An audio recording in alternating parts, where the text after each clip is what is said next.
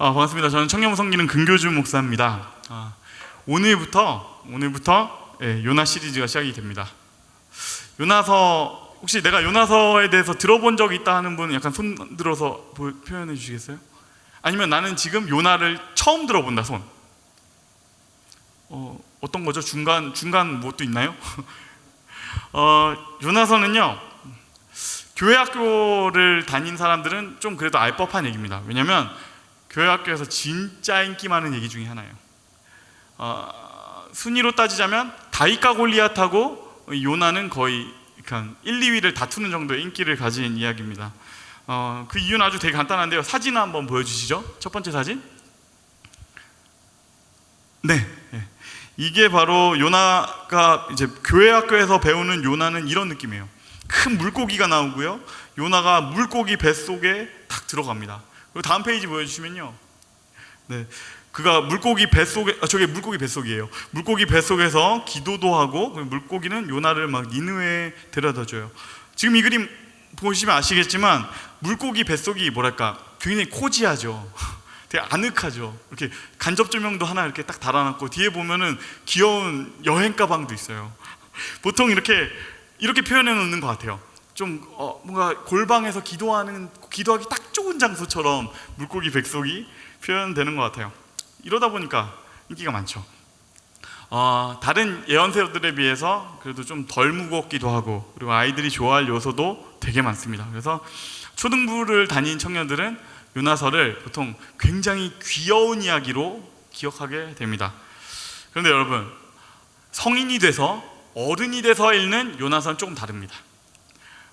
이번에 우리는 이 시리즈를 준비했는데 생각보다 조금 어둡고 깊은 이야기, 그리고 내 인생을 돌아보게 하는 이야기들이 요나서에 담겨 있어요. 이건 뭐랄까 진짜 어른들의 동화 같은 느낌이에요. 어른들의 동화. 그래서 우린 5가지 이야기를 볼 건데요. 첫 번째 좀 오늘이죠. 하나님의 얼굴을 피하려. 그리고 두 번째, 폭풍이 온다. 그리고 세 번째, 그곳에 물고기가 있었다. 그리고 네 번째, 한 바퀴. 그리고 5번째, 널 아낀다는 말. 이 5가지예요. 크리스천들이 고민하고 있는 큰 주제들에 대해서 여기 다 다룰 수 있습니다. 그래서 오늘부터 5주 동안 요나 시리즈를 시작을 하고요, 오늘 첫 시간의 주제는 하나님의 얼굴을 피하려입니다. 우리 요나를 한번 만나러 가보시죠. 하나님의 말씀이, 하나님의 예언이 이스라엘에 있는 선지자 요나에게 딱 떨어집니다. 요나서 1장과 2절 말씀, 1장 1, 2절 말씀인데요, 우리 함께 읽도록 하겠습니다. 시작. 주님께서 아미떼의 아들 요나에게 말씀하셨다. 너는 어서 저 큰 성읍 니느웨로 가서 그 성읍에 대고 외쳐라. 그들의 죄악이 내 앞에까지 이르렀다. 너는 니느웨로 가서 그 도시에게 경고해라. 너희는 선을 넘었다. 이대로 가면 너희는 멸망하게 될 것이다 라는 이 경고의 메시지를 전해야 돼요. 되게 심플하죠? 메시지는 굉장히 간단합니다. 너는 니느웨로 가라. 그리고 가서 하나님의 말씀을 전하면 돼요. 그냥 가면 되는 것이죠. 근데 이어지는 요나의 반응이 이상합니다. 3절 말씀입니다. 그러나 요나는 주님의 낯을 피하여 다시스로 도망가려고 길을 떠나 욥바로 내려갔다. 요나가요, 도망가기 시작해요. 여기서 지도를 함께 한번 보시죠. 화살표 2개가 있는데요, 오른쪽 끝이죠. 오른쪽 끝이 니느웨고요, 그리고 왼쪽 좀 멀리에 있는 저기가 바로 다시스예요. 그리고 저 다시스는 지금의 스페인입니다. 그래서 지금 그는 욥바라는 저 항구 도시로 와가지고 지금 다시스를 향해서 가기 시작하는 겁니다. 사진 보시면 아시겠지만요, 다시스로 간다는 건 정확히 뭐냐면 니느웨의 반대 지점으로 가는 거예요. 정확히 반대 지점으로 가고 있다. 이게 뭘 의미하는 거죠? 그거는 나는 하나님의 말씀에 동의가 안 된다라는 거예요. 나는 하나님의 말씀에 동의할 수가 없다. 하나님, 나는 그렇게는 못합니다. 하나님, 나는 그렇게는 못하겠어요. 1장에서는 그의 감정이 뭔지 정확히 알 수 없지만 4장에서 보면요, 지금 그가 느끼는 감정, 왜 이러는지가 정확히 표현이 되어 있는데요, 4장 1절을 보면 이렇게 나옵니다. 요나는 이 일이 매우 못마땅하여 화가 났다. 동의가 안 돼요. 그리고 화가 나요. 니느웨로 갈 수가 없어요. 그리고 여기서 니느웨로 갈 수 없는 이유가 있습니다. 그 이유는 뭐냐면 진짜 간단해요. 니느웨이기 때문이에요. 니느웨라서. 그래서 여러분 여기서 알아야 될 것, 여기서부터는 이제 유치부, 초등부에서 배웠던 단계를 좀 넘어서는 단계입니다. 유치부, 초등부에서 배우지 않았던 내용들이 지금부터 시작이 돼요. 이 니느웨를 갈 수 없었던 이유는 이 니느웨가 아수르라는 나라의 수도였기 때문입니다. 니느웨는 아수르의 수도고요. 그리고 이 아수르라는 나라는 이스라엘의 원수되는 나라예요.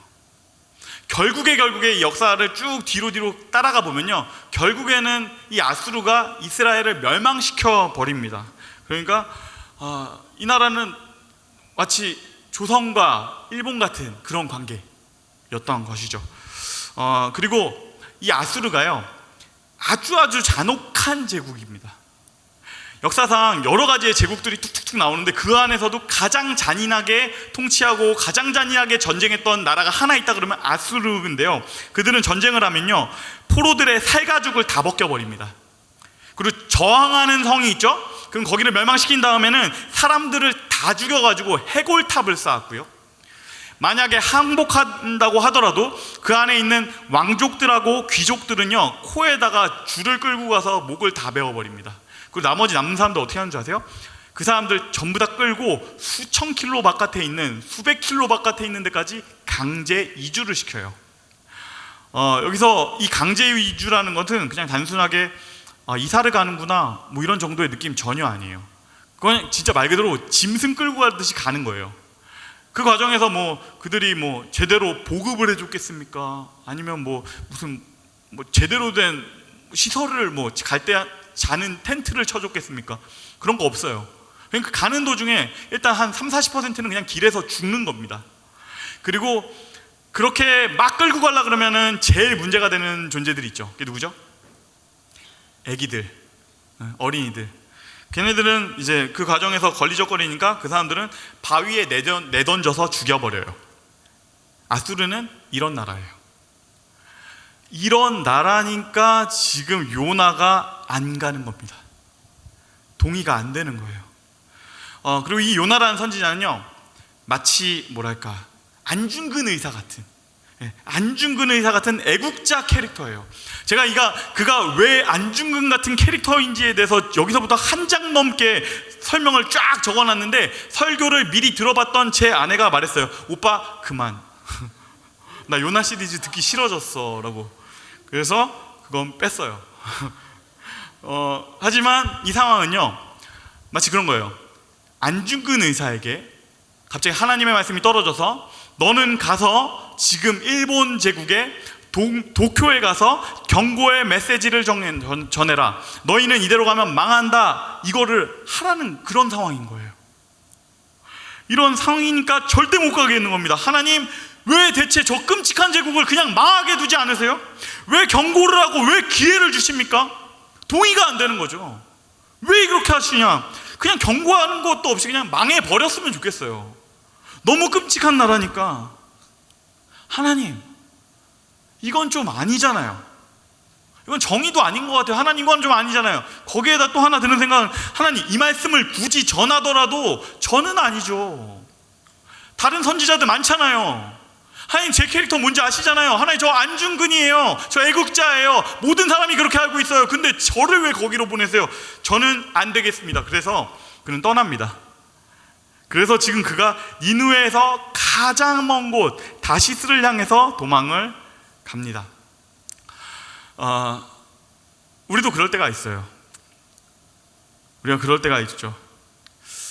이건 예시지만 하나님께서 뭔가 말씀하시는 것 같을 때가 있어요. 성경 말씀을 통해서, 예배를 통해서, 다른 사람들을 통해서 여러 가지로 우리에게 이렇게 말씀하신다고 생각해 보세요. 야, 너 가서 저 친구 도와줘. 쟤 요즘 진짜 힘들다. 너 가서 저 친구 도와줘. 그러고서 그 친구를 계속 떠올리게 하고, 그리고 그 친구를 계속 마주하게 하고, 그리고 그 친구가 얼마나 힘든 상황 가운데 지금 처했는지에 대해서 계속 들려와요. 그런데요, 그 친구가 내 원수예요. 걔가 나를 진짜 힘들게 하는 애예요. 걔는 내가 힘들 때는 거들떠 보지도 않았던 애고요. 내가 이 공동체에 처음 왔을 때 엄청나게 텃세 부리던 애예요. 그리고 그런 걔가 나한테 막 있지도 않은 소문들 만들어가지고 뒤에서 헛소문 막 퍼뜨리고 나를 따돌림 시켰던 그 애예요. 그런데 그런 애를 하나님께서 도와달라고? 난 이거 받아들일 수 없죠. 그가 지금 힘든 상황이 왔다. 이거는요, 내 생각에는 하나님의 정의가 실현된 거예요. 할렐루야, 주님 일하시는군요. 주님 정의의 하나님, 할렐루야. 이게 나와야 정상인 것 같고, 마음속에서 어떤 생각이냐면, 야, 이제 저 친구도 겸손함을 배울 수 있는 시기가 찾아왔구나. 호되게 당하고 정신 좀 차려라, 이런 생각이 들 수 있는 거잖아요. 그런데 하나님께서 계속 말씀하세요. 야, 너가 가서 그 친구 좀 도와줘. 네가 가야 돼. 하나님, 저는 못해요. 걔는 좀 아니죠. 저 말고 다른 사람 많잖아요. 하나님, 저는 안 돼요. 그런 자꾸 요구하지 마세요. 하나님과 내 의견이 다른 겁니다. 내 생각에는 오히려 이게 정의인 것 같고, 이게 맞는 것 같고, 자꾸 감싸고 도는 하나님의 이 방식 맞지 않는 것 같아요. 하나님, 저는 이건 잘라야 된다고 생각해요. 여러분 상상이 되시죠? 딱 이런 상황은 아니더라도요, 우리 그럴 때 많이 마주하게 됩니다. 하나님과 나의 생각이 다를 때가 있습니다. 하나님, 저는 이게 동의가 안 돼요. 저는 이거 못하겠어요. 그리고 그런 상황을 우리가 딱 마주했을 때 하게 되는 행동이 요나의 행동입니다. 우리 3절 말씀 하이라이트 된 부분에 주목하면서 볼 건데요, 그러나 요나는 주님의 낯을 피하여 다시스로 도망가려고, 그리고 밑에도 나오죠. 주님의 낯을 피하여 다시스로 갈 셈이었다. 그때 우리는 하나님의 얼굴을 피합니다. 하나님과의 대화를 피하고요, 그리고 하는 예배의 자리를 피하고요, 말씀의 자리를 피하고요, 교회 사람들도 좀 멀리하는, 그리고 뭐 교회에 내가 찜찜하니까 예배는 나가게 되더라도 마음은 거기에 없는, 약간 몸이 뒤로 빠져 있는 것 같은 그런 상황으로 그곳에 있는 것이죠. 오늘 본문 속에 있는 요나 선지자의 행보가 지금 딱 그렇습니다. 우리가 이때 하나님의 얼굴을 피하는 이유는 뭐냐면, 잠깐 좀 싸움은 쉬고 싶은 거예요. 하나님을 마주할 때마다, 하나님하고 얘기할 때마다 계속해서 싸우게 되죠. 하나님, 이건 좀 아니잖아요. 하나님, 왜 이렇게 하셔야 돼요? 이건 좀 아니잖아요 라는 얘기를 하게 되고, 왜 이런 거 요구하세요? 불편해요. 힘들어요. 그러니까 이 싸움은 조금은 쉬고 싶어서, 그래서 다시스로 떠나는 겁니다. 여러분, 이렇게 다시스로 떠나는 요나에게서 우리가 찾을 수 있는 메시지가 두 가지가 있습니다. 오늘 이 두 가지가 사실은 전부인데요, 첫 번째 메시지는 이겁니다. 우리 함께 읽어볼까요? 시작. 하나님을 떠나는 길이 훨씬 힘들다. 하나님을 떠나는 길이 훨씬 힘들어요. 하나님을 떠나는 길이 훨씬 힘들다. 순종의 길보다 불순종의 길이 훨씬 더 힘듭니다. 아까 사진 다시 한번 보여주시겠어요? 보시면 아시겠지만 요바에서 그 니느웨까지의 거리와 그리고 다시스까지의 거리는 몇 배 차이가 나요. 좀 더 엄밀하게 말하면요, 이스라엘에서 니느웨까지의 거리가요 800km 정도 되고요, 그리고 이스라엘에서 다시스까지의 거리는요 4000km입니다. 짧지 않아요? 이 기원전 8세기에 4000km, 진짜 1년 걸리는 거예요. 배 타고 산 넘고 물 건너서, 그리고 막 사막을 지나가서 가야 되는 4000km. 가성비가 완전히 깨진 길이죠. 가성비 하나도 없는 그 길. 그런데도 요나가 지금 거기를 굳이 가는 이유가 뭔지 아세요? 요나는 지금 다시스는 하나님도 어쩔 수 없는 곳이라고 믿는 겁니다. 거기까지 가면 주님도 포기하시겠지.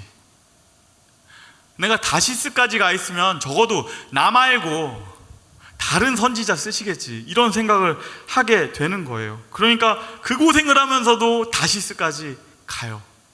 그런데 이 고집이 죄인의 본성입니다. 그래도 다시스로 가는 게 죄인이다. 그래도 굳이 다시스를 향하는 것이 죄인이다. 사탄과 죄인의 환상적인 콜라보레이션이 이 4,000km의 개고생을 하게 합니다. 여기서 우리가 잠깐 다시 본문으로 돌아가겠습니다.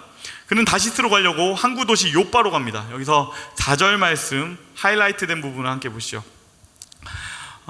그러나 요나는 주님의 낯을 피하여 다시스로 도망가려고 길을 떠나 요바로 내려갔다.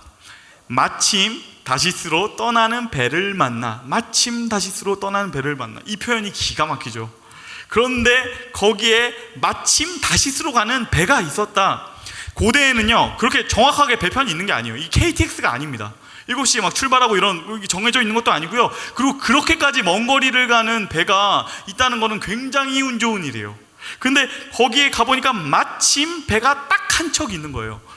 여러분, 우린 이런 상황을 가리켜 전문 용어로 죄의 아다리가 맞는다라고 표현합니다. 죄의 아다리가 맞는다. 아하! 주님께서 도와주시는구나. 주님이 포기하셨나 보다. 우리는 하나님을 떠나서 내 마음대로 하려던 일에 행운이 깃들 때 이게 응답이구나 하고 생각하기 쉽습니다. 그런데 아셔야 돼요. 여러분, 일이 잘 풀리는 것이 다 응답은 아닙니다. 이 행운 같은 다시스로 가는 배를 딱 탔을 때 그가 마주하게 되는 것이 있습니다. 4절 말씀입니다. 함께 읽겠습니다. 시작. 주님께서 바다 위로 큰 바람을 보내시니 바다에 태풍이 일어나서 배가 거의 부서지게 되었다. 아멘. 태풍. 그 끝에서 우리를 기다리는 것은 폭풍입니다. 그 끝에는 우리를 폭풍이 기다리고 있어요. 죄의 아다리가 딱 맞아 떨어졌을 때 이게 응답이구나 생각할 수 있어요. 천만에 당신은 지금 폭풍을 향해 가고 있습니다. 그때 우리는 이렇게 말할 겁니다. 주님, 저는 폭풍을 원한 건 아니에요. 주님, 저는 폭풍을 원했던 건 아니에요. 근데 여기에 대해서 뉴욕 리디머 처치를 담당하셨던, 지금은 돌아가셨죠, 팀 켈러 목사님은 이렇게 말합니다. 우리 이거 함께 읽어볼까요? 시작. 빈 공간은 하나님이 아니면 죄로 채워진다. 우리 마음의 빈 공간은 하나님 아니면 죄로 채워진다. 여러분, 중간은 없어요. 하나님으로 채우지 않았을 뿐이지 나는 죄로 채운 생각은 없었어요. 근데 그건 안 된다라는 것이에요. 하나님, 저는 그냥 빈 공간으로 두려고 했던 거예요. 하나님 없이 그냥 평범하고 조용한 일상에 있으려고 한 거예요. 근데 그렇게 되지는 않아요.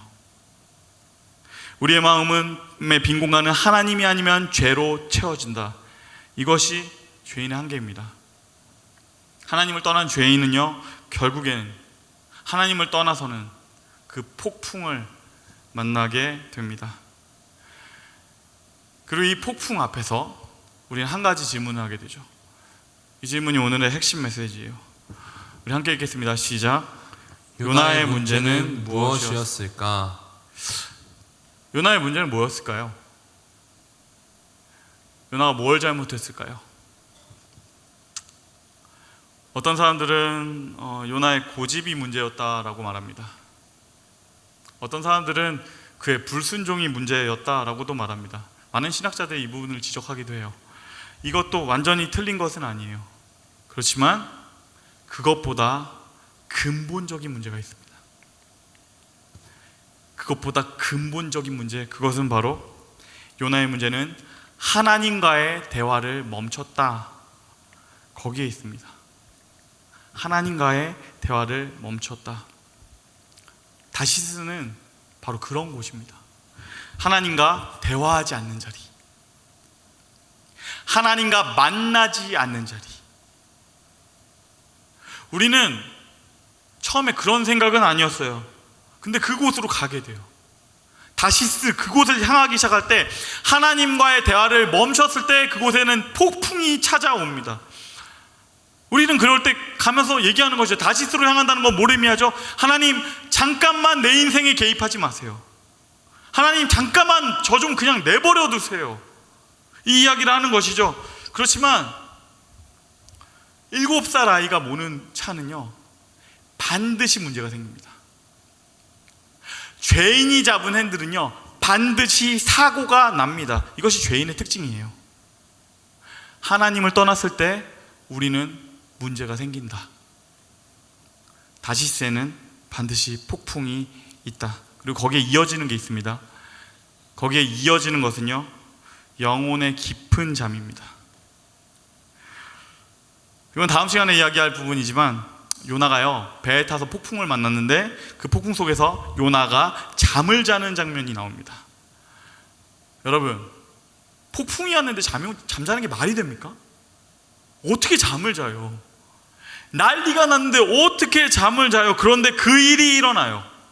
그가 그 폭풍 가운데서 잠을 자요. 너무 깊게 자니까 딴 사람들이 와서 깨워야 되는 그런 상황까지 가요.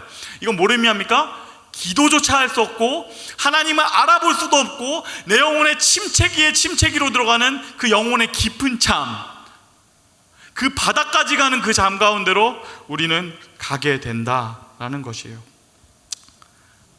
기도하지 않는 것, 하나님으로부터 점점 멀어지는 것, 이건요, 우리가 멀어질수록 결국에는 악순환으로 이어집니다.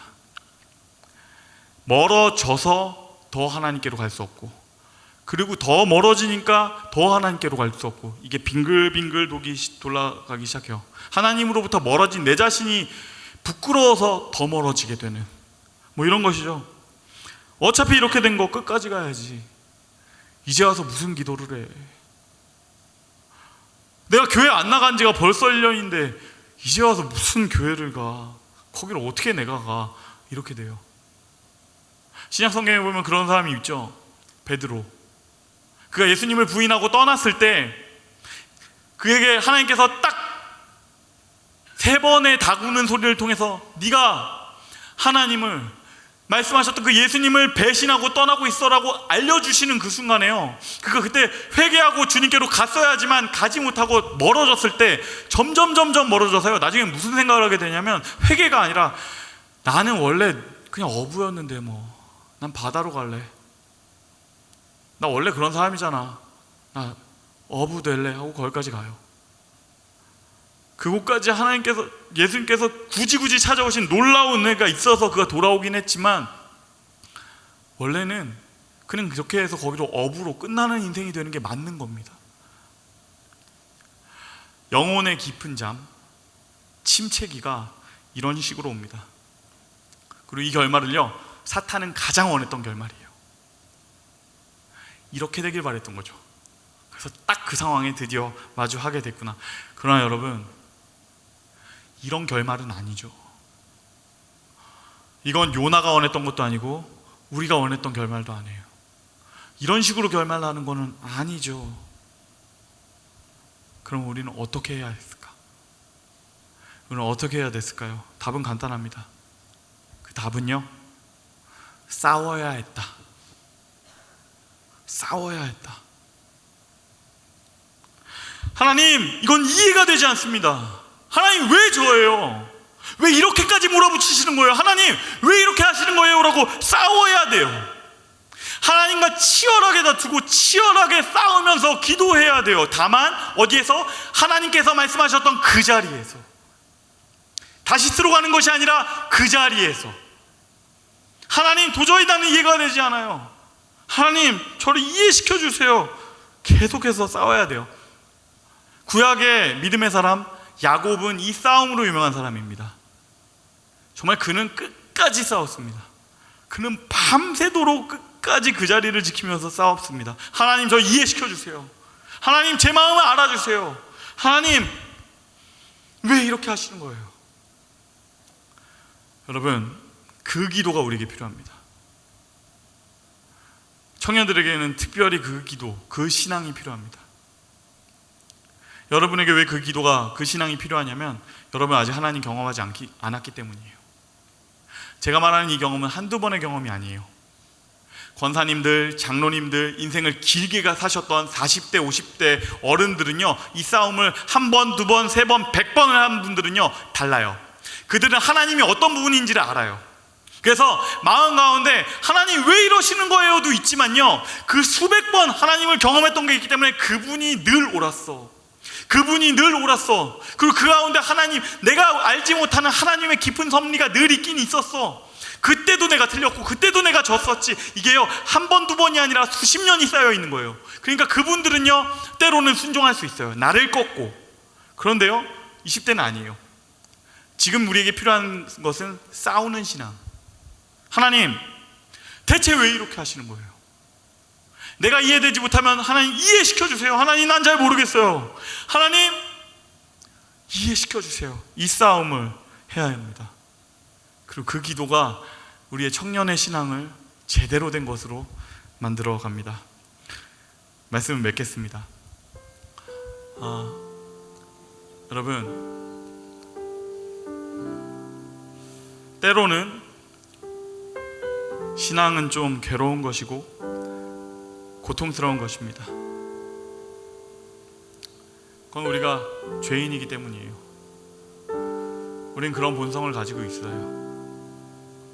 우린 다시스로 가고 싶어요. 우리는 죄악을 향해서, 고통을 향해서 가는 본성을 가지고 있습니다. 그건 사실이지만 그게 맞다고 해서 우리가 그 본성을 따라갈 때 우리는 가장 위험합니다. 우리가 하나님을 떠나서 갔던 그 자리, 대화를 멈추고 갔던 그곳에서 우리는 삶의 폭풍을 만납니다. 그래서 여러분, 그 싸움의 자리로 가셨으면 좋겠어요.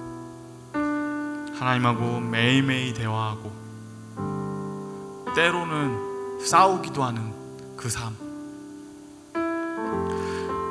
하나님하고 지지고 볶고 싸우는 그 모든 순간, 사실은 그게 진짜 신앙입니다. 그리고 그곳에 진짜 사랑이 있고 그곳에 하나님의 은혜도 있어요. 그러나 중요한 것은 하나님과 싸워야 해요.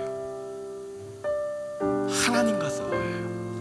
폭풍하고도 싸우는 거 말고, 사람하고 싸우지도 말고, 하나님과 그 자리에서 치열하게. 저는 확신합니다. 오늘 이 자리에도 요나 같은 청년들이 있습니다. 주님과의 대화를 멈춰있는 청년들이 있습니다. 여기 몸은 와 있지만 내 마음은 사실 안 와 있는 청년들이 분명히 있습니다. 혹은 주님과 대화를 할 시도조차 한번 못 해봤던 청년들도 여기에 있어요. 각자 이유는 다릅니다. 요나처럼 하나님과 싸울 일이 있어서 그런 것일 수도 있고, 아니면 그게 훈련이 안 돼 있어서 그런 걸 해야 되는지도 몰라서 그런 친구도 있습니다. 그러나 결론은 똑같아요. 우리는 다시스로 가고 있습니다. 다시스를 향하고 있는 당신에게 하나님께서 본문을 통해서 말씀하시는 겁니다. 누구누구야? 너 나랑 대화하자. 너에게 들려줄 이야기들이 있어. 누구누구야? 폭풍 가운데로 걸어 들어가지 마라. 누구누구야? 너 나랑 대화하자. 다시스로 가지 마자. 나랑 대화하자. 그 대화 가운데 너를 향한 놀라운 은혜도 있고, 너를 향한 놀라운 계획이 있어. 너 나랑 대화하자. 오늘 그 대화를 시작하시는 저와 여러분이 되시기를 주님의 이름으로 축복합니다.